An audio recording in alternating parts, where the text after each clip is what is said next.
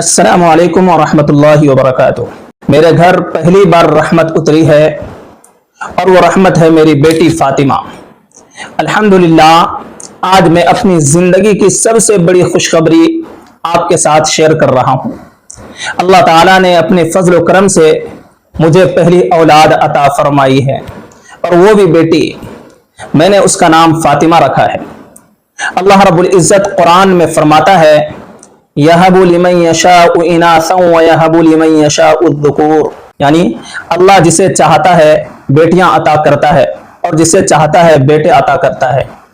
بیٹی اللہ کی رحمت ہے، اور جب پہلی اولاد بیٹی ہو تو یہ گھر کے لیے سب سے بڑی برکت اور خوش بختی ہے۔ نبی کریم صلی اللہ علیہ وسلم نے فرمایا جس کو بیٹیاں عطا کی جائے اور وہ ان کی اچھی پرورش کرے وہ اس کے لیے جہنم سے ڈھال بن جائے گی۔